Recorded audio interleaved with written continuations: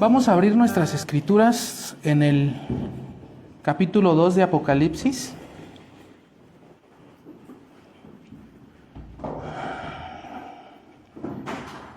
Mantengan una hoja ahí o su separador. Vamos a estar este tiempo estudiando Apocalipsis número 2.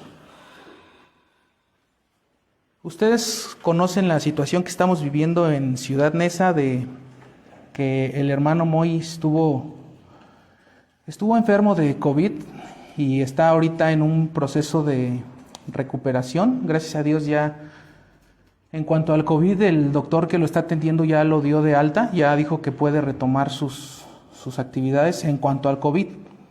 En cuanto a otras, al parecer, secuelas que esta enfermedad le trajo, todavía está en un proceso de recuperación. Entonces, en los pasados 4 domingos, el que nos ha estado compartiendo la palabra ha sido el hermano Tomás. Él ha estado llegando después de que termina su predicación en Sándalo a la iglesia de Neza, y él comenzó una serie precisamente de Apocalipsis 2, que habla de las cartas a las 7 iglesias que estaban en Asia Menor. Cada vez que este hermano predica, hay cuestiones que nos enseña, que nos dice, que a mí en lo personal me nace el deseo de que todos deberíamos de saber eso, de que son temas cruciales para cualquier iglesia. Entonces, lamentablemente, por cuestiones que no sabemos, que no tienen que ver con nosotros, sino con el hermano Tomás, las predicaciones no se están grabando, ni tampoco se están transmitiendo, pero de verdad que hay cosas que estás oyendo y dices, ¿cómo me gustaría que tal hermano o cual hermano estuvieran aquí escuchando esto? Porque tiene aplicaciones tremendas para la iglesia. Y es por eso, en este sentir de que no se están transmitiendo, de que no se están grabando, y que yo consideré cruciales algunos de estos puntos, que decidí retomar esos temas que estaba predicando el hermano y predicarlos acá a manera de serie. Estas cartas a las 7 iglesias, esta serie que está haciendo el hermano Tomás. Entonces vamos a tener una especie de miniserie sobre estas cosas. Ustedes van a ir viendo a lo largo de estos días, de estos domingos. No sabemos, todavía no sé cuántos domingos nos vayamos a meter en este tema, que son temas que son muy cruciales, que son temas muy importantes para el desarrollo de la iglesia. Como iglesia de Neza tenemos muchos proyectos. También con respecto a esta misión tenemos algunos proyectos de, venir otro día, hacer un culto intermedio, hacer una reunión de oración, salir a repartir folletos, evangelizar. Sin embargo, algo de lo que estamos viendo en esta serie es que Dios no puede utilizar a una iglesia si esta iglesia no está en orden. En estas 7 iglesias, solamente 2 se mantuvieron fieles y solamente una fue usada de una manera especial. Se dice de ella que tuvo puertas abiertas. Entonces, para que nosotros podamos tener esa puerta abierta, que simboliza que la predicación fluía, que había oportunidades de predicar, que el evangelio caminaba, para que nosotros podamos tener esa puerta abierta, primero tenemos que corregir lo que está mal, a la luz de lo que hicieron las otras 5 iglesias que habían caído en una serie de deficiencias. En resumen, pues estas cartas son dirigidas a 7 iglesias, están en Apocalipsis capítulo 2 y capítulo 3. Como les decía, de estas 7 iglesias, solamente 2 se mantuvieron fieles, y de estas 2 que se mantuvieron fieles, solamente a una se le dice que tiene puertas abiertas. Estas 7 iglesias son Éfeso, Esmirna, Pérgamo, Tiatira, Sardis, Filadelfia y la Odisea. Más o menos por el tiempo que Juan escribe estas cartas, nos da a entender, por el año en que las escribe, que estas iglesias ya tenían bastante tiempo, es decir, ya iban por su segunda generación. La primera generación de creyentes probablemente ya se habían muerto en su mayoría, y los que continuaban probablemente ya eran ancianos. Bueno, no probablemente, ya eran ancianos, ya eran de una edad muy avanzada. Entonces podemos suponer que fue en esa transición de generación cuando esta iglesia cayó en desvíos. Es decir, estas iglesias comenzaron bien, los primeros hermanos fueron fieles, pero en esa transición generacional fue cuando comenzaron a desviarse. Entonces comenzaron bien, pero terminaron mal. Tenemos que entender, antes de entrar a nuestra lectura, que estas 7 iglesias sí existieron y que estas 7 cartas fueron literales. Les digo esto porque existe la teoría, sobre todo en los grupos arminianos, en los grupos pentecostales, de que las 7 iglesias son simbólicas, que no existieron, que simbolizan eras en el cristianismo, eras en la iglesia. Pero esto es falso, porque iglesias con estas características que vamos a ver en las 7 iglesias han existido desde hace mucho tiempo, desde el principio de la iglesia, y siguen existiendo a nuestra época. Entonces estas cartas fueron literales, fueron dirigidas a 7 iglesias que existieron en Asia Menor. Las cartas originalmente fueron dirigidas a ellas, pero también estas cartas tienen aplicaciones a nuestra época, es decir, estas cartas también son representativas. ¿Representativas por qué? Porque representan, como les decía, iglesias en la actualidad, pero no solamente representan iglesias, también tienen aplicaciones hacia hermanos en particular. Hay hermanos y hay iglesias que tienen características similares a estas 7 iglesias. Por ejemplo, hay una iglesia que perdió su primer amor, es decir, que las intenciones y las motivaciones de su corazón habían cambiado, ya no eran las correctas. Pues en la actualidad hay iglesias y hay hermanos que están igual, que perdieron su primer amor. Yo recuerdo cuando íbamos a la iglesia pentecostal de la cual Dios nos sacó, que para nosotros el primer amor era cuando una persona nueva llega y está muy servicial, muy hacendoso. Ya después pasan 2-3 años y ya nada más lo ven sentados, entonces dicen, dejó su primer amor. Esto no es el primer amor. A lo que se refiere la Escritura es la intención de su corazón. ¿Cuál es la motivación por la cual una persona asiste a una iglesia? Entonces, en lo largo de las épocas ha habido iglesias y hermanos que la intención de su corazón ha sido cambiada. Hay iglesias y también hay miembros que han adoptado falsas doctrinas, como una de las 7 iglesias. Hay iglesias y hay miembros que son tibios, como otra de las 7 iglesias. Pero también hay iglesias y hay miembros que son fieles, como la iglesia de Filadelfia. Entonces, tenemos que hacernos esta pregunta. ¿Qué tipo de iglesia somos? ¿Qué tipo de miembro soy? ¿Qué tipo de iglesia somos y qué tipo de miembro soy? Porque esto es a nivel iglesia, a nivel colectivo, pero también esto aplica a nivel personal, como les decía. De esta secta de la cual Dios nos permitió salir, nos sacó, nosotros cursábamos algo que se conocía ahí como la academia. Supuestamente para tú poder ser líder de ese lugar tenías que cursar esta academia que duraba 6 meses, cada 8 días nos daban una enseñanza. Por supuesto todas estaban mal, en su mayoría todas desviadas. Y una de las enseñanzas que nos dieron en esta iglesia falsa era una que se titulaba Iglesia Tradicional versus Iglesia Celular. Porque supuestamente esta iglesia era una iglesia celular. ¿A qué se refieren con celular? Que tienen células, que se reúnen en las casas, invitas a los vecinos, invitas a tu familia. Iglesia tradicional contra iglesia celular se llamaba. Ellos nos ponían en ese tema unos cuadros comparativos. Y este cuadro comparativo decía, en una iglesia tradicional, el crecimiento aproximado anual en cuanto a feligreses, en cuanto a miembros, es de 4 personas al año. Es decir, que una iglesia tradicional en 10 años apenas está obteniendo 40 nuevos adeptos. Y el tema decía, pero una iglesia celular, que era supuestamente su modelo de ellos, puede tener hasta 50 nuevos adeptos cada año. Es decir, que en 10 años ellos serían 500. Afortunadamente esto no fue así, porque nosotros estuvimos en esa secta 5 años, entonces según su modelo debieron de haber llegado 250, porque si tienes 50 por año, y estuvimos 5 años, debieron de haber llegado 250, pero no fue así. Sí éramos bastantes, pero no llegaron a ser los 250. Y digo, afortunadamente no llegaron a ser ese número, porque era mayor el mal que les hacíamos a esas personas que el bien que les pudimos ver hecho. O sea, era más el mal.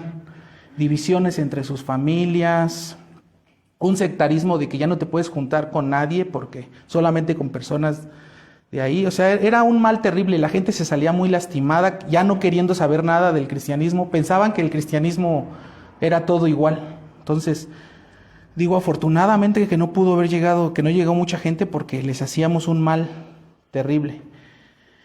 Pero lo mismo puede suceder aquí, hermanos. Tal vez Dios no ha abierto esa puerta y tal vez no ha fluido la predicación y el evangelio como nosotros quisiéramos, porque si viniera mucha gente a este lugar, tal vez sería mayor el mal que les pudiéramos hacer que el bien. Es por eso la importancia de un autoexamen a la luz de estas 7 iglesias, primeramente como iglesia, segundamente como miembro, y hacer los cambios necesarios. Tenemos que buscar ser una iglesia fiel, pero tenemos que buscar también ser miembros fieles. Si hay algo en nosotros, si hay algo en nuestra iglesia, similar a lo que vemos en estas 5 iglesias que no fueron fieles, tenemos que hacer lo posible por corregirlo, tenemos que hacer lo posible por arrepentirnos. Tenemos que ser conscientes de que si hay algo mal en nosotros como miembros o como iglesia en general, Cristo lo sabe. Hay una fórmula en estas 7 cartas que comienza diciendo, yo conozco tus obras. Él sabe. A Él no lo podemos engañar. Pero lo más terrible del asunto es que también nosotros lo sabemos. O sea, Él sabe en lo que estamos mal, pero también nosotros sabemos en lo que estamos mal. Yo conozco tus obras. Se repite en cada una de estas iglesias. Y si nosotros sabemos que hay algo mal como miembros, que hay algo mal como iglesia, tenemos que hacer algo, como les decía, para corregirlo, porque también hay una advertencia para estas iglesias cuando no corrigen estas cosas. Miren, vamos a leer brevemente el verso número 5 de Apocalipsis 2. Una advertencia similar se le hace a cada una de estas 7 iglesias y dice, recuerda por tanto de dónde has caído y arrepiéntete y haz las primeras obras, pues si no, vendré pronto a ti y quitaré tu candelero de su lugar, si no te hubieres arrepentido. Quitaré tu candelero. Miren, vamos a ir a un capítulo atrás, en el capítulo 1. ¿Qué es esto de quitaré tu candelero? Quitaré tu candelero de su lugar.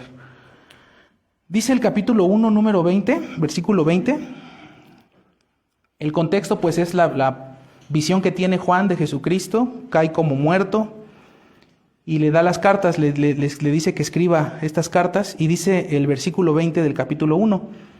El misterio de las 7 iglesias que has visto en mi diestra y de los 7 candeleros de oro. O sea, le está diciendo, aquí te va la interpretación de qué se trata estos candeleros y estas iglesias.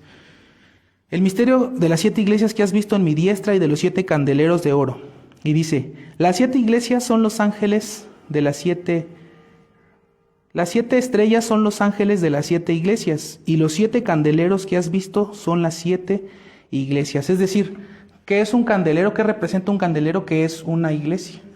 ¿En qué sentido una iglesia es un candelero? En que el propósito de las iglesias es ser luz a las naciones. Entonces, cuando la advertencia dice, si no te arrepientes, quitaré tu candelero, significa que si no te arrepientes, si no haces estos cambios que te estoy señalando, dejarás de ser iglesia, simplemente. Podrás seguir con tus cultos, podrás seguir reuniéndote, podrás crecer, pero para Dios deja de ser una iglesia, porque no se arrepintieron de sus caminos. Entonces ahora sí vamos a comenzar. Vamos a comenzar nuestra lectura en el verso número 1 de Apocalipsis. Esta es la carta a Éfeso, pero antes de entrar de lleno con Éfeso, con las características que tenía Éfeso, vamos a ver qué dice este punto. Dice, escribe el ángel de la iglesia en Éfeso, el que tiene las 7 estrellas en su diestra, el que anda en medio de los 7 candeleros de oro, dice esto. Fíjense, en este solo versículo ya tenemos mucho de dónde sacar. El que tiene las 7 estrellas en su diestra y el que anda en medio de los 7 candeleros. ¿Qué es esto que tiene las 7 estrellas en su diestra?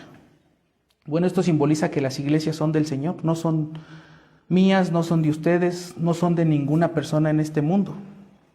Hay personas que tienen la tendencia a decir, yo voy a la iglesia del pastor fulano, yo voy a la iglesia del pastor sutano. Y es como lo que pasaba en el libro de los Hechos, yo soy de Apolos, yo soy de Cefas. ¿Y qué dice el Señor? No, las iglesias no son nuestras, las iglesias son del Señor, las tiene en su diestra. Pero fíjense lo que dice la segunda parte del versículo, el que anda en medio de los 7 candeleros de oro. Como les decía, los candeleros son las iglesias, y dice que el Señor anda en medio. ¿Qué es esto? Que el Señor está aquí. Hay hermanos que a veces oran cuando les toca dirigir, pidiéndole al Señor por su presencia especial en medio de nosotros. Y es que esto es bíblico, esto es una promesa.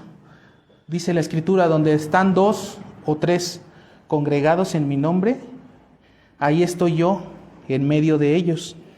¿Esto qué nos enseña? Que el Señor está aquí y que Él sabe, o sea, el Señor sabe si estás poniendo atención, el Señor sabe si te estás durmiendo, el Señor sabe las intenciones por las cuales viniste hoy, sean buenas o sean malas. Él las conoce. Es por este mismo motivo que el culto tiene que ser un momento muy solemne, porque Él está aquí en medio de nosotros. Tiene que ser un momento muy, pero muy solemne. En el Apocalipsis 1 vemos cuál fue la reacción del apóstol Juan cuando vio a Jesucristo, cuando Jesucristo se le presenta. Y dice el verso 17 que cayó como muerto. No dice que cayó muerto, dice que cayó como muerto, es decir, cayó postrado a sus pies en adoración. Y es que esa sería la reacción natural de un creyente al ver al Señor. Si el Señor entrara por esa puerta, ¿cuál sería la reacción de todo verdadero creyente? Lo mismo que hizo Juan, caer como muerto en adoración. Entonces tenemos que entender la solemnidad que le debemos al culto de adoración cada 8 días, el respeto que tenemos que tener por este momento de adoración, porque como vimos, Él está aquí. ¿Le estamos dando esa adoración que Él se merece?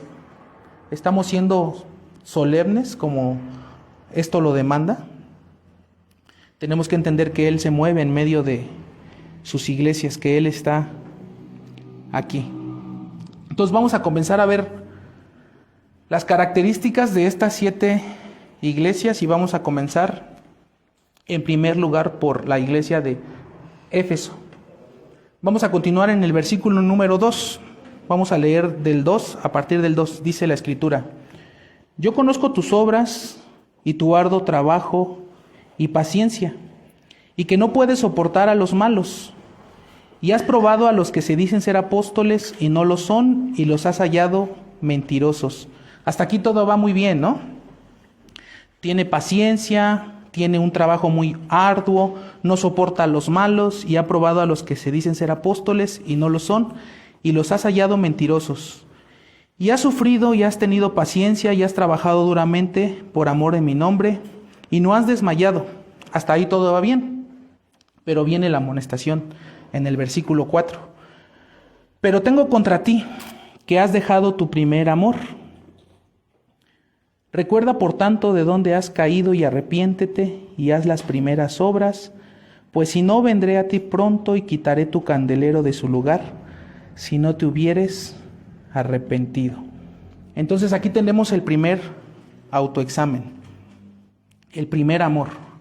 Y como les decía, no se trata de que al principio son muy serviciales y después se vuelven apáticos, sino se refiere a cuál es la motivación de tu corazón. ¿Cuál es la motivación por la cual viniste hoy aquí al culto? ¿Buscar a Dios? ¿Adorar a Dios? ¿La gloria de Dios? ¿Qué es lo que te motiva a orar? ¿Qué es lo que te motiva a leer su palabra? ¿Qué es lo que te motiva a servir? Hay una lista de personas, hay una lista de cosas por las cuales las personas asisten a las iglesias, y en esta lista muchas veces no está la motivación correcta. Como vemos en este texto, al principio ellos tenían la motivación correcta. Dice, y has trabajado arduamente por amor y no has desmayado. Empezaron bien, pero tengo contra ti que has perdido tu primer amor. Entonces hay una lista de cosas por las cuales las personas pueden estar asistiendo a una iglesia, ser constantes, pero que sin embargo la motivación no es la correcta.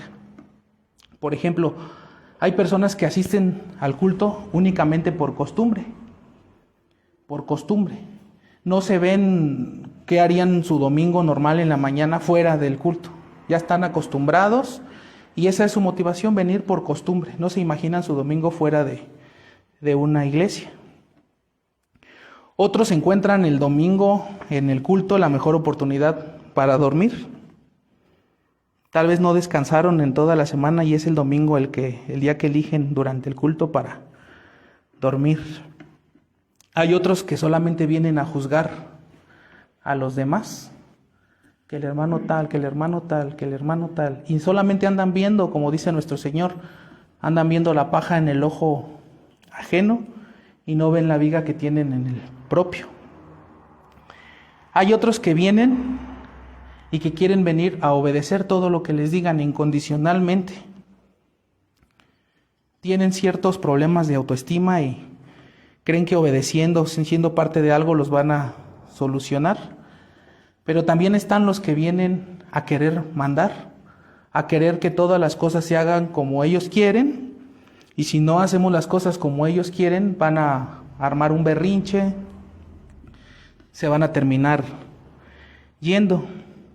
Y me temo que son pocas las personas que verdaderamente vienen a los cultos con la motivación correcta. Son pocos los que vienen por amor a Dios, para adorar verdaderamente a Dios.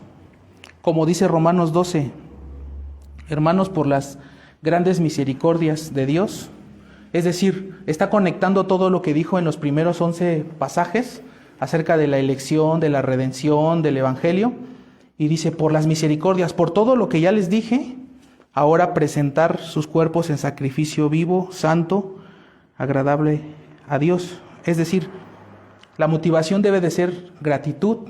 Estamos agradecidos porque Dios nos salvó, porque Dios dio a su Hijo por nosotros. Pero como les repito, lamentablemente son pocos los que vienen aquí con la intención correcta, que es adorar a Dios, que es alabar a Dios. Y esto es un tema muy tremendo porque tenemos que ser conscientes de que Dios no necesita tu adoración. Dios no necesita mi adoración. Dios no necesita de nuestra adoración. Él está completo, Él es pleno, Él es bienaventurado en sí mismo. Él no necesita de nosotros. Y si nos pide que le adoremos es porque nosotros somos los que necesitamos adorarle. Es para nuestro bien, es para el bien nuestro. Por eso le dijo Jesús a la samaritana, los verdaderos adoradores es necesario que adoren en espíritu y en verdad. O sea que siendo algo para nuestro bien, no todos vienen aquí con esa intención de adorar. Y este es el segundo autoexamen. ¿Cuál es? Más bien es el primero. ¿Cuál es la motivación por la cual te levantaste hoy temprano para venir aquí? ¿Es adorar a Dios? ¿Es la gloria de Dios? ¿O tal vez vienes solamente a calmar tu conciencia por los pecados que cometiste a lo largo de la semana? Y como les repito lo que decía al inicio, nuestro Señor sabe cuáles son tus motivaciones, pero tú también lo sabes. Tú también lo sabes, entonces tenemos que hacer algo. Si ya descubrimos el problema, tenemos que hacer algo para solucionar el problema. Si no, seremos como aquel hombre que describe la Escritura, que se ve al espejo, ve la mancha, pero se aleja, se va del espejo y al poco tiempo ya se le olvidó la mancha que tenía. Es decir, lo que estás oyendo no te va a servir de nada. Pero si tú estás detectando que hasta el día de hoy la motivación no ha sido la correcta, pues puedes cambiarlo el día de hoy. Tenemos que señalar que estas personas en Éfeso eran creyentes en su mayoría y habían cambiado la motivación correcta. Entonces el primer autoexamen sería: ¿cuál es la intención por la cual vienes al culto? ¿Cuál es la intención por la cual oras, por la cual lees, por la cual quieres servir a Dios? Vamos a ver en segundo lugar la iglesia de Esmirna, que es la iglesia perseguida, la iglesia que sufría persecución. Esmirna es una de las dos iglesias que se mantuvieron fieles. Esmirna comienza la carta en el capítulo 8 de Apocalipsis 2. Vamos a leer el 8. Dice la palabra del Señor: y escribe al ángel de la iglesia en Esmirna, el primero y el postrero, el que estuvo muerto y vivió, dice esto: yo conozco tus obras y tu tribulación y tu pobreza, pero tú eres rico. Es decir, Esmirna era una iglesia materialmente pobre, como muchas que conocemos hoy en día.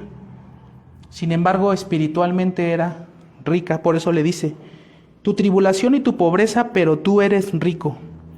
Y la blasfemia de los que se dicen ser judíos y no lo son, sino sinagogas de Satanás. No temas en nada lo que vas a padecer. He aquí, el diablo echará a algunos de vosotros en la cárcel para que seáis probados, y tendréis tribulación por 10 días. Sé fiel hasta la muerte, y yo te daré la corona de la vida. Termina diciendo: el que tenga oído para oír, oiga lo que el Espíritu dice a las iglesias. El que venciere no sufrirá daño de la segunda muerte. En esta iglesia de Esmirna no había espacio para los hipócritas, no había espacio para las personas con motivaciones distintas a la gloria de Dios. ¿Por qué? Porque en medio de una persecución, las personas con motivaciones distintas y las personas que son hipócritas son los primeros en salir huyendo. En medio de una persecución, ahora sí que la persecución en ese tiempo era como un filtro, donde los verdaderos creyentes son los que se quedaban, a pesar de que ponían en riesgo sus vidas por congregarse. Es por esto que admiramos mucho la fe de los hermanos que están o que estuvieron en Afganistán. No sé si estén enterados, pero hace aproximadamente un mes el gobierno norteamericano declaró rendición en Afganistán y todas las tropas estadounidenses que estaban en Afganistán se regresaron a Estados Unidos. Pero esto tiene implicaciones tremendas para el cristianismo, porque cuando estos soldados americanos llegaron a Afganistán hace 20 años, misioneros bautistas aprovecharon para mandar, más bien iglesias bautistas aprovecharon para mandar misioneros a Afganistán, porque sabían que tenían como que la protección de estos soldados. Y en estos 20 años que estos misioneros estuvieron ahí, la iglesia en Afganistán prosperó de una manera tremenda. Muchos creyentes, muchos salvos, a pesar de estar en un país islámico donde es muy condenado ser creyente, se convirtieron por montones. Sin embargo, esta decisión del presidente Biden de retirar las tropas hizo que estos misioneros enviaran cartas a sus iglesias que los enviaron, y algunas de estas cartas eran prácticamente despidiéndose. Una decía, que nos citó el hermano Tomás: prácticamente dentro de 15 días ya estaremos en la presencia del Señor. O sea, ellos ya estaban dando por hecho, en cuanto se vayan los misioneros, los soldados, nos van a matar. Pero en esta sociedad occidental estamos acostumbrados a que ser cristiano no nos cuesta nada. Aquí no nos persiguen, aquí hay libertad de culto todavía, hay libertad religiosa. Hay una especie de cristianismo barato en el cual no tienes que arriesgar nada, no tienes que sacrificar nada. Otro caso similar de estas... para concluir este comentario, Para mí es muy difícil, pero muy difícil de pensar que en estas iglesias en Afganistán hubiera gente que no fuera convertida. Porque están reuniéndose, arriesgando sus vidas. Nosotros no arriesgamos nada. Nos comentaba también el hermano que una vez que ya se fueron los soldados gringos, la forma en la que detectaban a estos cristianos para fusilarlos era, les quitaban sus teléfonos móviles. Si encontraban la Biblia, los fusilaban. Y ellos no la borraron. O sea, ellos no negaron su fe hasta el final. Lo mismo sucede con los creyentes en China. En China la iglesia es 100% clandestina, está penada y está prohibida y los creyentes se reúnen en secreto, arriesgando sus vidas. Es muy difícil pensar que haya una iglesia falsa en este contexto, ¿no? Donde te reúnes a costa de poner en riesgo tu vida y la de tu familia. Ahora este es el segundo autoexamen. ¿Qué pasaría si aquí en México coartaran la libertad religiosa? ¿Qué pasaría si para reunirnos pusiéramos en riesgo nuestras vidas? ¿Nos seguiríamos reuniendo? ¿Este grupo seguiría siendo de este tamaño? Eso se lo tienen que preguntar cada uno de ustedes. ¿Qué pasaría? ¿Se seguirían reuniendo a costa de sus vidas? Había creyentes en Estados Unidos que caminaban hasta 40 kilómetros para reunirse, porque los reformados que llegaron prohibieron el culto a los bautistas y tenían que caminar y encarcelaban a los pastores. Hubo un pastor que estaba predicando desde la cárcel, desde detrás de los barrotes y la gente atrás reunida. Pero a nosotros no nos cuesta nada. Sin embargo, esto no va a ser así todo el tiempo. La misma Escritura declara que va a haber tiempo donde los mismos hermanos entregarán a muerte a sus hermanos y serán odiados por todos. Por eso dice, y el que perseverará hasta el final, ese será salvo. Les gusta mucho usar este texto para decir que la salvación se pierde, pero no. Está hablando en sentido físico. Si tú perseveras hasta el final, a pesar de esta tribulación, tú estás demostrando que eras un verdadero creyente. No es porque perseveras que eres creyente, sino es la demostración. Entonces, el segundo autoexamen es, ¿qué pasaría si cortaran la libertad? ¿De verdad te seguirías reuniendo o preferirías ver nada más las transmisiones por Facebook? Ahorita que tenemos libertad a lo largo de todo México, hay personas que de plano ya no quisieron reunirse por temor al COVID, por temor a una pandemia que si nosotros nos vamos a los números, se nos va a hacer ridículo, porque la cifra llegó apenas a 300,000, pero van 18 o 19 meses. Somos 130 millones de mexicanos. El 1% de 130 millones son 13 millones. El 1% de 13 millones es 1.300.000. El 1% de 1.300.000 es 130,000. Es decir que en 18 meses se ha muerto el 0.002%. Eso no es nada. Se ha muerto más gente por otras cosas como diabetes, hipertensión, narcotráfico que por el COVID. Las cifras revelan que no es tan grave como los medios de comunicación quieren pintarlo. O sea, sí debemos cuidarnos, pero los medios de comunicación a situación de potencia. Entonces la gente no quiere reunirse por temor al COVID. Irónicamente, en las escuelas están yendo pocos niños, las escuelas que ya iniciaron. 3, 4 alumnos por clase, por salón. Pero vas a Acapulco y está lleno de niños. O sea, le tienen miedo a la escuela, pero no le tienen miedo a la playa. Esto está de cabeza. Entonces, ¿qué vas a hacer tú en medio de la persecución, en medio de una pandemia? Ahí es cuando seremos verdaderamente probados.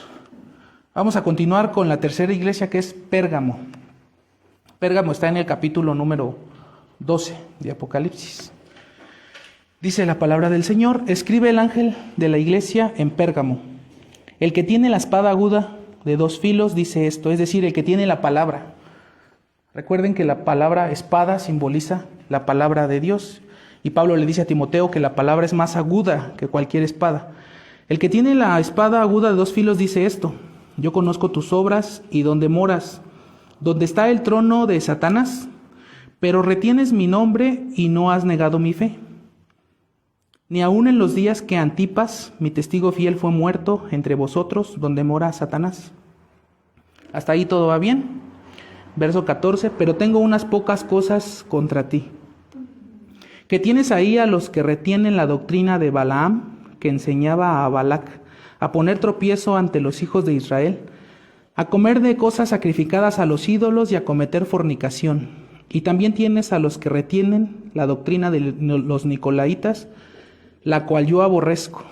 Por tanto, arrepiéntete, pues si no vendré a ti pronto y pelearé contra ellos con la espada de mi boca. Es decir, va a pelear con su palabra, con la espada de mi boca. Termina diciendo lo mismo: el que tiene oídos para oír, oiga lo que el Espíritu dice a las iglesias.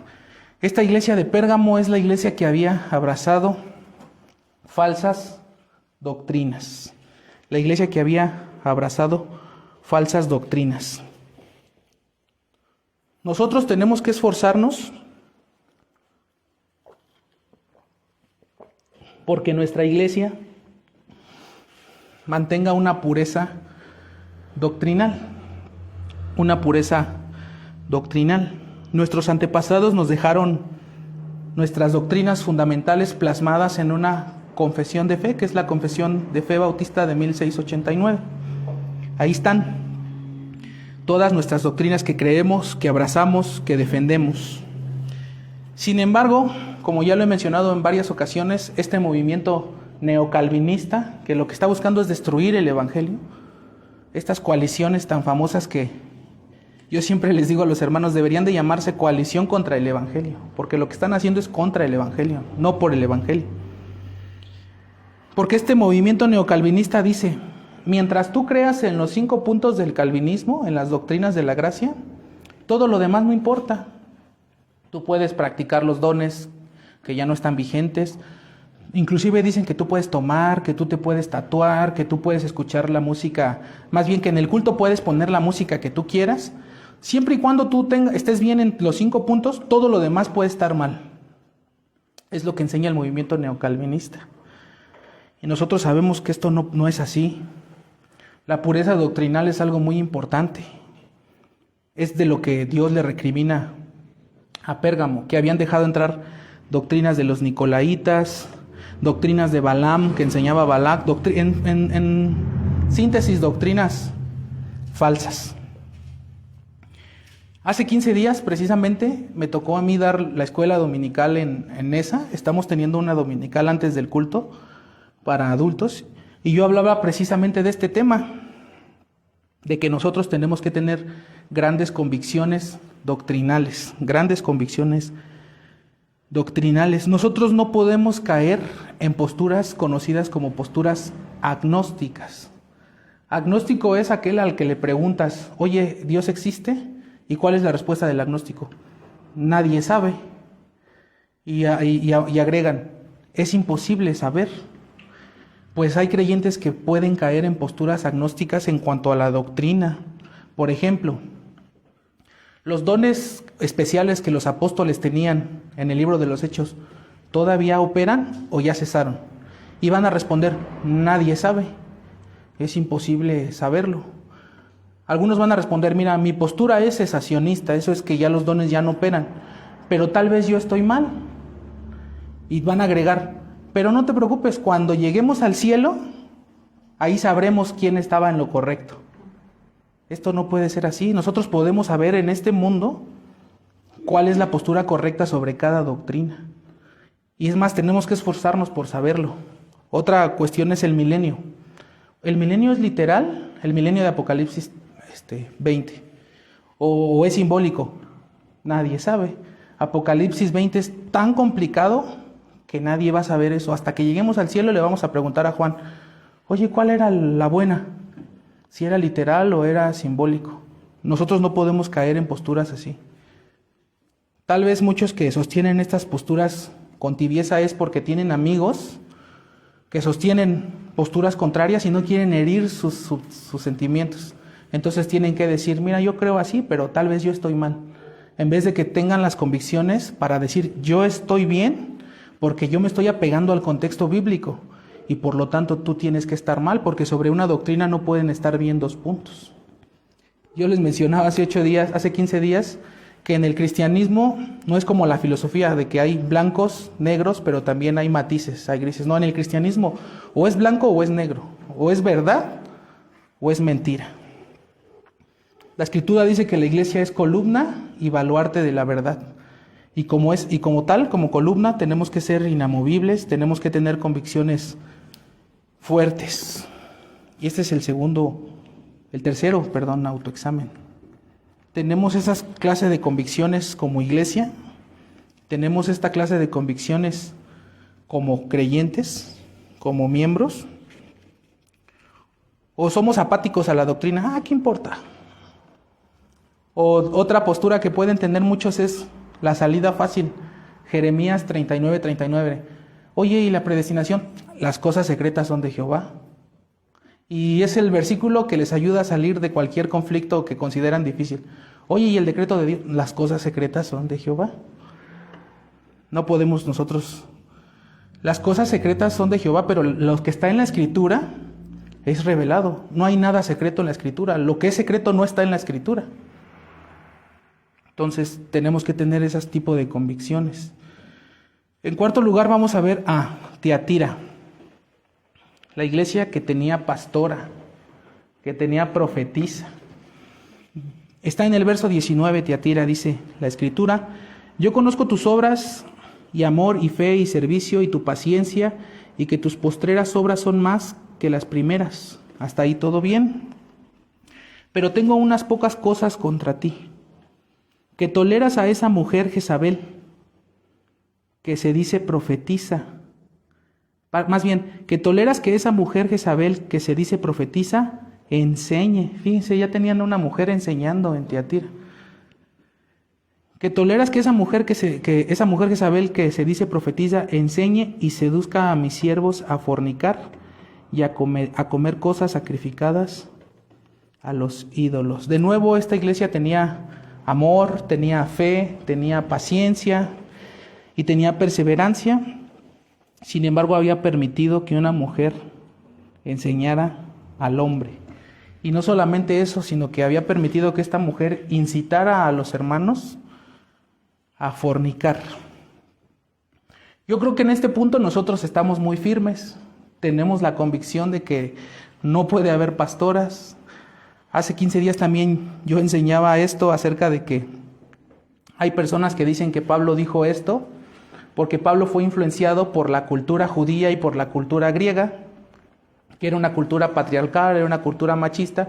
Entonces estas personas dicen, Pablo le negó a la mujer predicar porque Pablo fue influenciado por la cultura judía y por la cultura griega. Esto es falso. Pablo no dijo eso influenciado por la cultura. Pablo dijo esto inspirado por el Espíritu Santo. Es decir, que la mujer no puede predicar. Aplicaba para el tiempo de los apóstoles, aplica para nuestro tiempo actual, y si la iglesia durara otros 1000 años seguiría aplicando esto. En ese punto nosotros estamos firmes, no permitimos que la mujer enseñe, que tenga dominio. Sin embargo, el otro punto que toca y que le recriminan a la iglesia de Tiatira es la inmoralidad sexual, y en ese punto estamos todos susceptibles. El mundo nos bombardea por todos los medios de comunicación posibles con sensualidad, por todos los medios, basta con ir a un supermercado. Hay hermanos, yo no comparto mucho con ellos esto, pero ellos dicen que ellos no pueden ir a la playa, que no pueden ir a un supermercado, que no pueden salir por toda la sensualidad con la cual el mundo nos invade.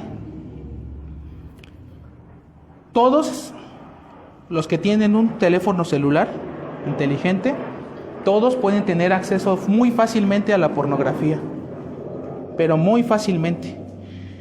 Y estudios han revelado que este problema, que este pecado de la pornografía no solamente afecta a hombres, sino afecta a hombres y a mujeres. Entonces este es el segundo autoexamen. ¿Cómo estás en este tema de la inmoralidad sexual? No tanto de la pastora, porque nosotros no tenemos y no creemos, pero todos somos susceptibles a cometer inmoralidades en este tema de la inmoralidad sexual, tanto hombres como mujeres. Vamos a ver en quinto lugar a la iglesia de Sardis. Ya estamos en la quinta iglesia, Sardis.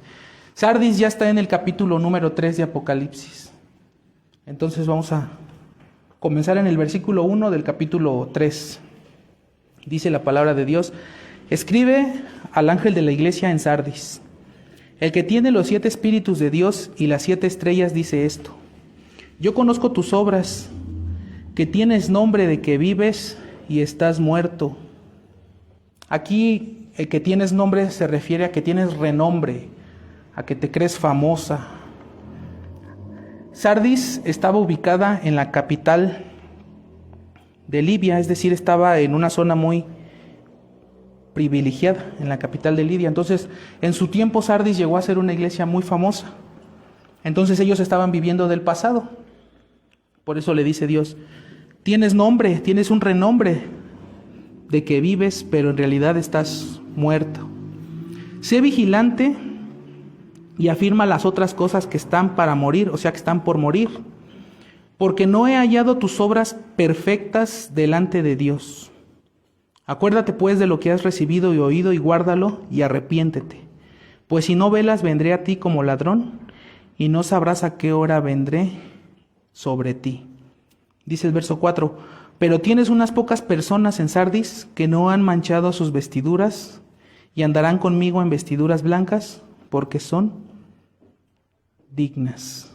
Fíjense, una iglesia de renombre, una iglesia situada en un lugar muy privilegiado, pero que en su mayoría estaba compuesta por inconversos. En su mayoría, por eso dice el texto, el versículo 4: pero tienes unas pocas personas en Sardis que no han manchado, es decir, los creyentes en Sardis son pocos. Era una iglesia mayormente constituida por inconversos. Dice el verso 2: no he hallado tus obras perfectas delante de Dios. ¿Qué es esto de tus obras perfectas? ¿Los creyentes hacemos obras perfectas? No. Mientras vivamos en este cuerpo, nuestras obras no son perfectas. Entonces, ¿qué es esto que le dice? No he hallado tus obras perfectas. Significa que no actuaban con integridad. El varón perfecto, del que habla Pablo, se refiere a que hagamos las cosas con integridad. Entonces, el quinto autoexamen es la integridad.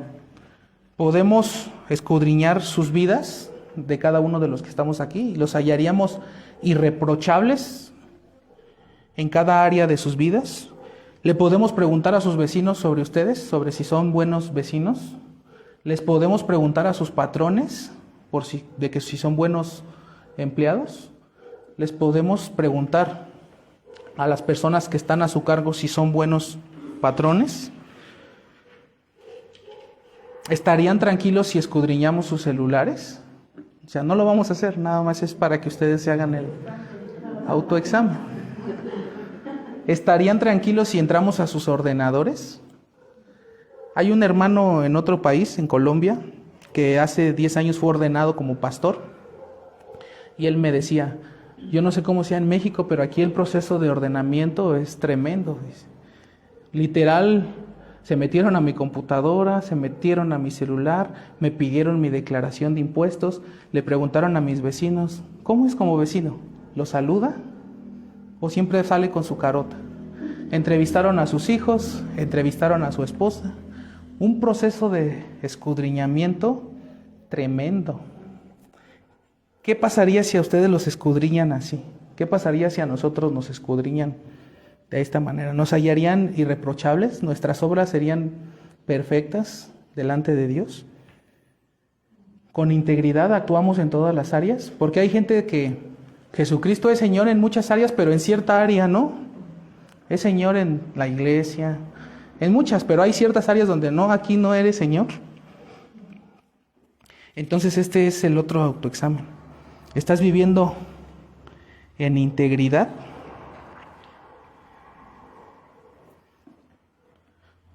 Eso te lo tienes que preguntar a ti mismo. Y ya solamente faltan 2 iglesias. Esto nada más es la introducción a lo que vamos a estar viendo Dios mediante sobre Apocalipsis, sobre las cartas a las iglesias. Vamos a ver En sexto lugar, la iglesia conocida como la Odisea. Esta es una iglesia constituida 100% por gente inconversa. La iglesia inconversa. Vamos a ver en Apocalipsis 3 a partir del versículo 14. Dice la palabra de Dios. Y escribe al ángel de la iglesia en la Odisea: he aquí el amén, el testigo fiel y verdadero. Es decir, el que va a decir esto es fiel, el que va a decir esto es verdadero, no hay mentira en él. El principio de la creación de Dios dice esto: yo conozco tus obras, que ni eres frío ni caliente. Ojalá fueses frío o caliente, pero por cuanto eres tibio y no frío ni caliente, te vomitaré de mi boca. Porque tú dices: yo soy rico y me he enriquecido. ¿Recuerdan la otra iglesia que era pobre, pero era rica? Esta iglesia es a la inversa. Se dice que es rica materialmente, pero espiritualmente es pobre. Porque tú dices: yo soy rico y me he enriquecido y de ninguna cosa tengo necesidad, y no sabes que tú eres un desventurado, miserable, pobre, ciego y desnudo. Por tanto, yo te aconsejo que de mí compres oro refinado en fuego para que seas rico, y vestiduras blancas para vestirte, y no se descubra la vergüenza de tu desnudez. Y unge tus ojos con colirio para que veas. Yo reprendo y castigo a todos los que amo. Sé pues celoso y arrepiéntete. He aquí, yo estoy en la puerta y llamo. Si alguno oye mi voz y abre la puerta, entraré y cenaré con él y él conmigo. La iglesia que le daba asco al Señor. Son palabras tremendas, pero es lo que da a entender. Te vomitaré de mi boca, es decir, me das asco.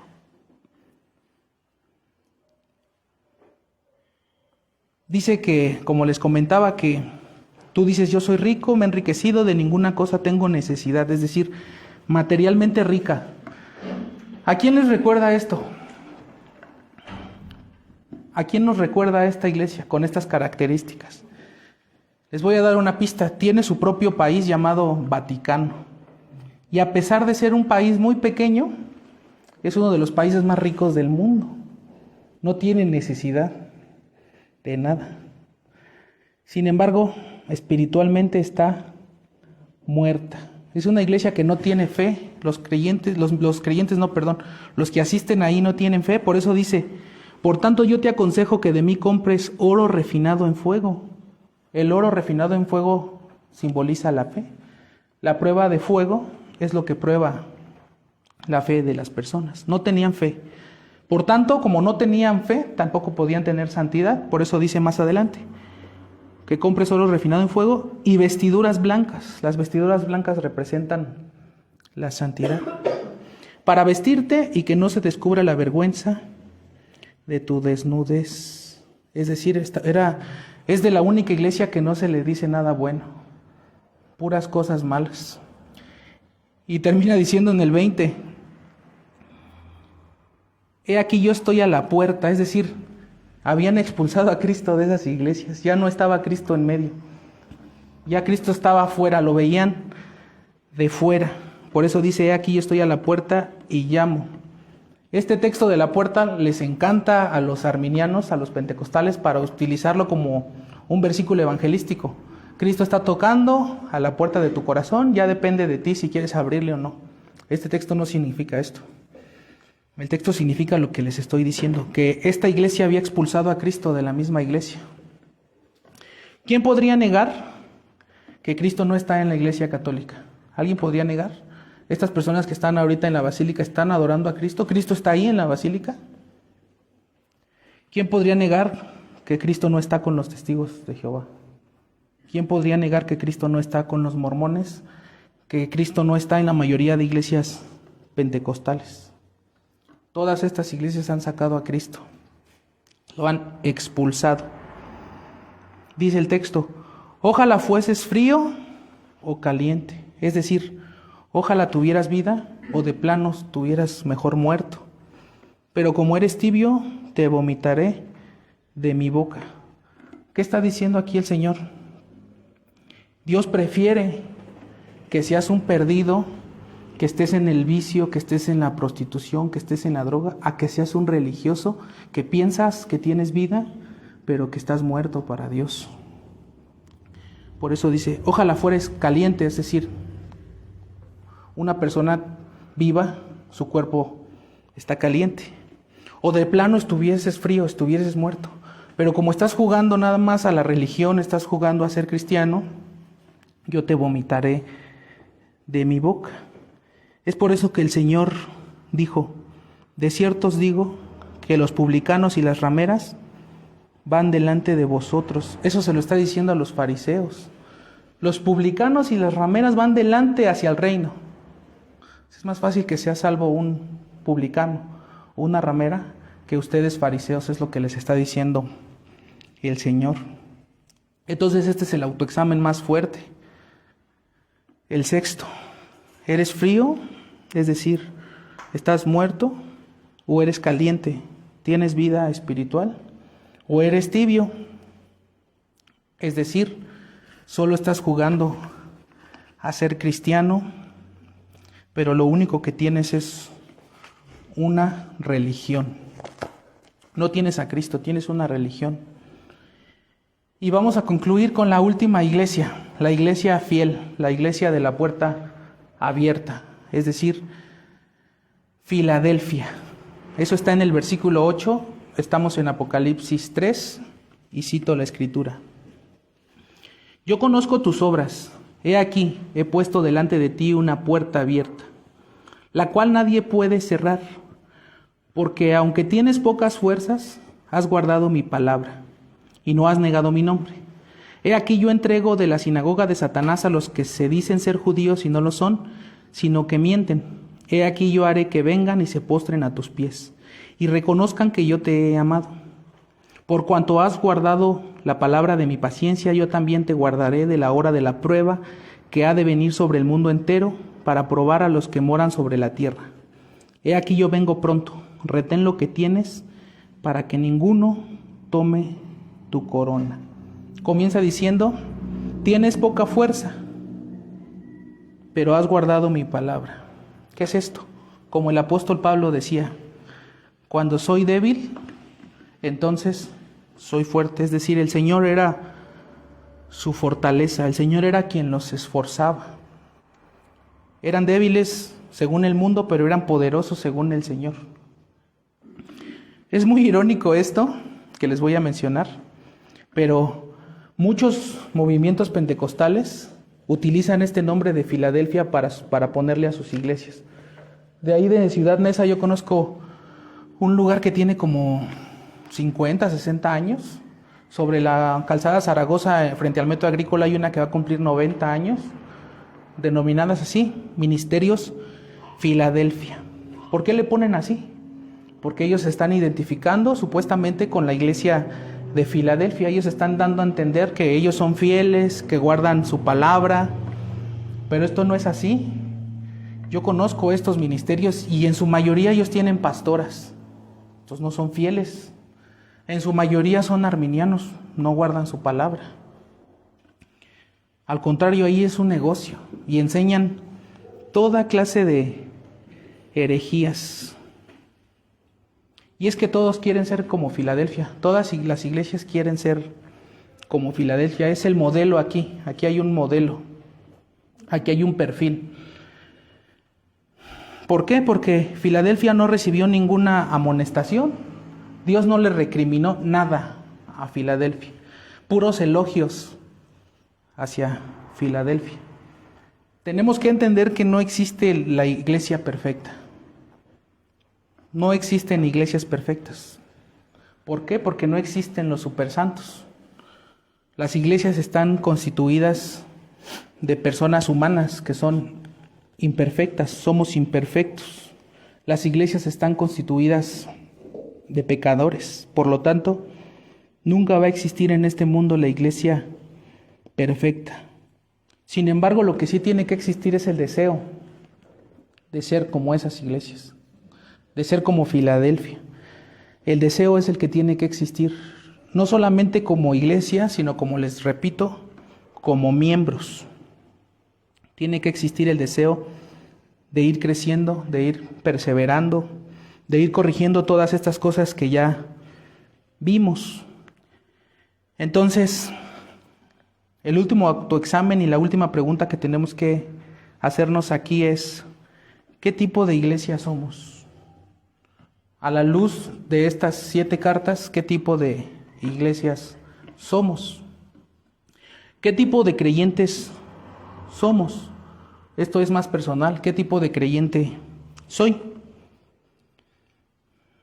¿Soy un creyente que aporta a la iglesia o soy una carga para la iglesia? ¿Cómo podemos saber esto?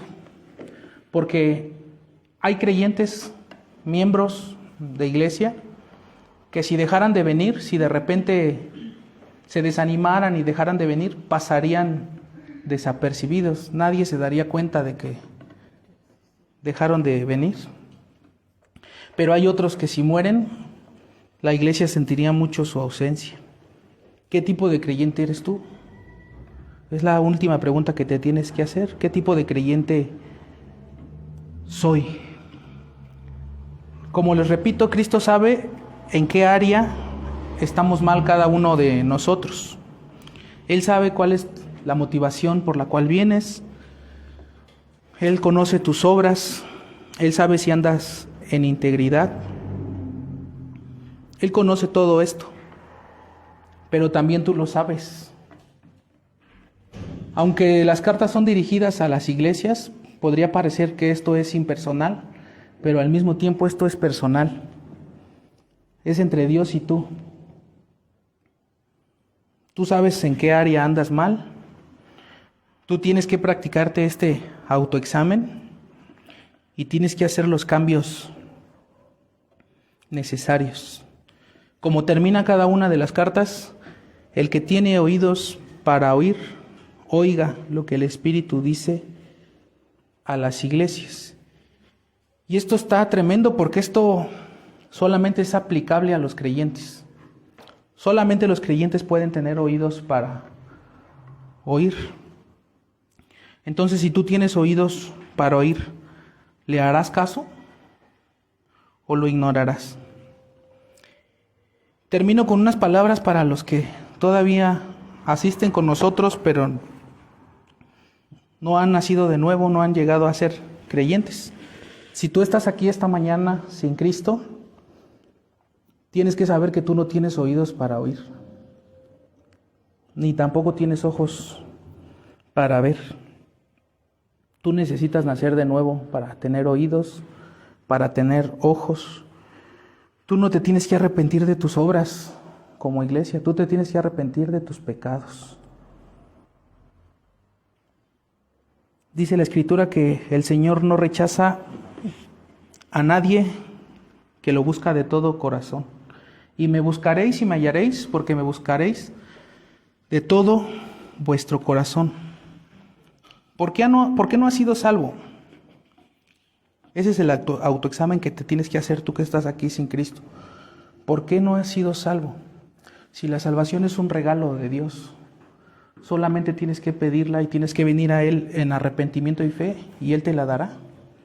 Pregúntate eso, ¿por qué no he sido salvo? ¿Terminará otra vez el año y no seguirás sin ser salvo? ¿Cuántas oportunidades has tenido de escuchar el Evangelio? Sin embargo, como siempre me gusta repetirles, estás en el lugar correcto. Estoy seguro de que hay algún hermano que ora por ti, el que te invitó. Hay hermanos que están orando por ti si tú no has sido salvo.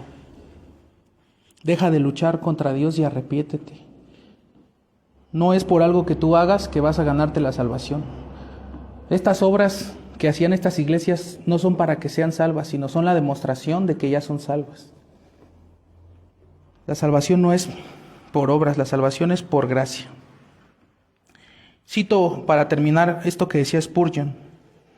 Decía Spurgeon: nadie en el infierno podrá decir jamás, yo busqué a Dios de todo corazón, pero Él no me quiso dar la salvación. Nadie va a decir eso en el infierno. Tienes que aprovechar esta vida. Esta vida es la única oportunidad que tienes para ser salvo, que Dios te conceda, que nuestro Señor Jesucristo te conceda ser salvo, para que puedas venir a la iglesia a servirle, a adorarle en espíritu y en verdad, y para que juntos podamos ser una iglesia fiel, una iglesia que trabaja, una iglesia que se preocupa por la salvación de los demás, de nuestros seres queridos. Oremos, hermanos. Padre Celestial, te damos gracias porque nos hablas a través de tu palabra. Tu palabra es verdad. Te pedimos que esta exposición de tu palabra nos conduzca a cada uno de nosotros a examinar nuestras vidas, para buscar si hay cosas que estaban presentes en estas 5 iglesias que no fueron fieles dentro de nosotros mismos. Te pedimos que nos des la gracia para poder arrepentirnos de todas ellas, de poder hacer los cambios necesarios para que tú puedas abrir la puerta, para que podamos ser una iglesia útil, una iglesia que trabaja para la salvación de nuestros prójimos. Abre esa puerta en el caso de nosotros, ayúdanos a ser esforzados, ayúdanos a ser ricos en sentido espiritual. Solamente tú puedes hacer esto, solamente tú puedes cambiarnos. Te damos las gracias porque no nos dejas sin advertencia de las cosas que estamos haciendo mal. No nos dejas sin advertencia de las cosas que estamos fallando y teniendo deficiencias.